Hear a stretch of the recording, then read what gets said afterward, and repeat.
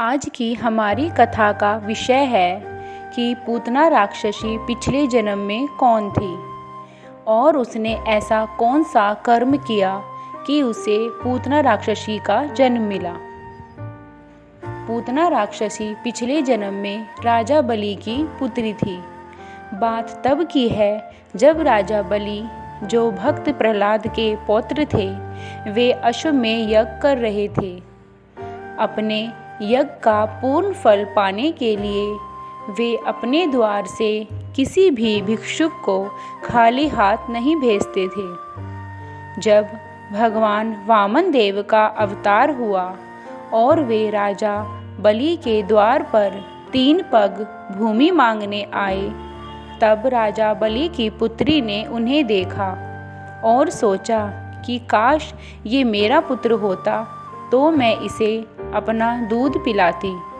भगवान वामन देव जी ने उसके इस भाव को ग्रहण किया, परंतु जब वामन देव ने 3 पग भूमि नापने के लिए अपने रूप को विराट बनाया, तब उन्होंने पहले और दूसरे पग में सारी सृष्टि को नाप दिया।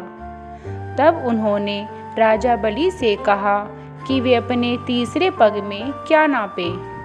तब वामन देव जी ने तीसरा पग राजा बलि के कथन अनुसार उनके सिर पर रखा और तीसरे पग में उन्होंने राजा बलि को नापा और उन्हें पाताल का राजा बना दिया। इस पर उनकी पुत्री को बहुत गुस्सा आया और उसके मन में विचार आया कि अगर मेरा ऐसा पुत्र होता तो मैं इसे विष पिलाकर मार देती। भगवान वामन देव जी ने उसके इस भाव को भी ग्रहण किया और मन में ही कहा कि ऐसा ही हो। तब अगले जन्म में राजा बलि की पुत्री पूतना राक्षसी बनी। जब कृष्ण भगवान का जन्म हुआ और उन्हें गोकुल में नंद बाबा के घर रात को चोरी छिपे लाया गया, नंद बाबा के घर कृष्ण जन्म का उत्सव मनाया गया।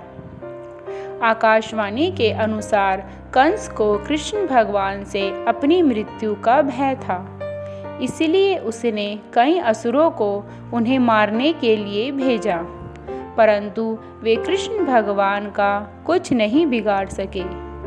तब कंस ने पूतना राक्षसी को कृष्ण भगवान को मारने के लिए भेजा। पूतना का काम छोटे छोटे बच्चों को जहर पिलाकर मारने का था। इसी तरह वो कृष्ण भगवान को मारना चाहती थी।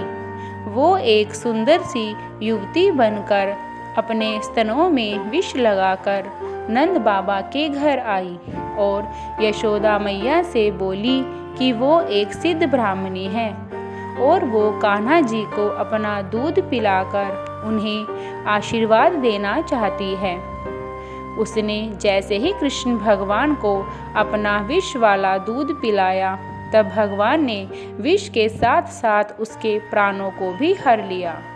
कृष्ण भगवान ने पूतना राक्षसी को वही धाम दिया जो उन्होंने यशोदा मैया और देवकी मैया के लिए सोच रखा था।